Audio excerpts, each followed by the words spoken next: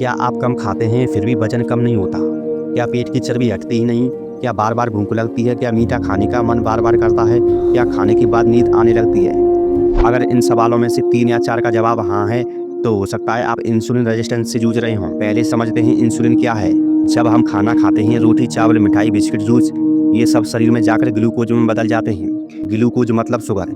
ये शुगर खून में जाती है। अब शरीर को इस शुगर को कंट्रोल करना होता है। इसके लिए पैनक्रियास इंसुलिन नाम का हार्मोन बनाता है।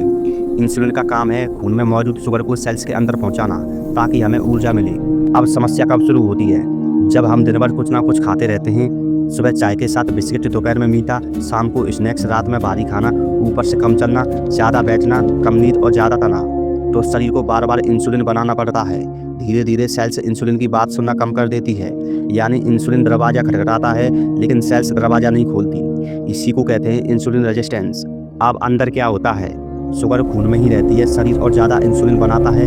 ज़्यादा इंसुलिन फैट स्टोर करने का सिग्नल देता है। सबसे पहले फैट जमा होता है पेट के आसपास, यानी पेट निकलना शुरू।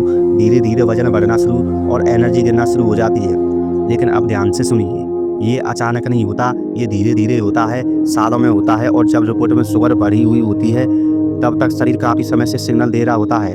अब लक्षण समझिए। अगर आपको पेट के आसपास चर्बी ज़्यादा है, खाने के बाद नींद आती है, मीठा खाने की तीव्र इच्छा होती है, बार बार भूख लगती है, सुबह उठते ही थकान महसूस होती है, गर्दन के पीछे काले धब्बे दिखते हैं, वजन कम करने की कोशिश के बाद भी फर्क नहीं पड़ता, तो ये संकेत हो सकते हैं। लेकिन सबसे खतरनाक बात क्या है?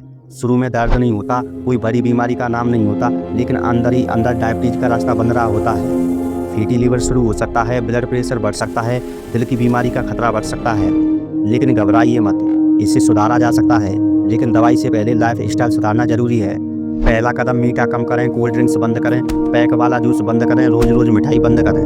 दूसरा कदम, रिफाइंड कार्ब्स कम करें, सफ़ेद ब्रेड, मैदा, बेकरी आइटम, ज़्यादा प्रोसेस्ड खाना, इनको कम करें। तीसरा कदम, प्रोटीन बढ़ाएं, दाल, अंडा, पनीर, दही, चना, ये चीज़ें पेट भरा रखती हैं और इंसुलिन को संतुलित रखती हैं। चौथा कदम, रोज कम से कम 30 मिनट तेज चलें। अगर जिम नहीं जा सकती तो खाने के बाद 10 मिनट टहलना शुरू करें, ये बहुत असरदार होता है। पांचवा कदम, 7 से 8 घंटे की नींद लें। कम नींद इंसुलिन को और बिगाड़ती है। छठा कदम, दिन भर बार बार स्नैकिंग बंद करें।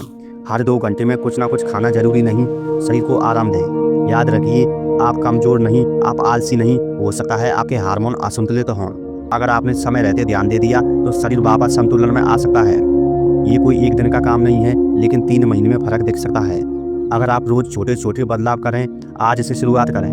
कम मीठा, ज़्यादा चलना, अच्छी नींद, संतुलित खाना, आपका शरीर आपका साथ देगा।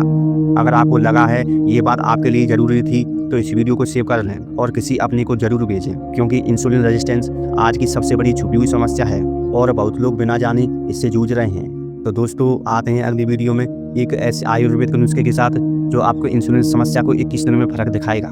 धन्यवाद दोस्तों, आपका दिन शुभ हो।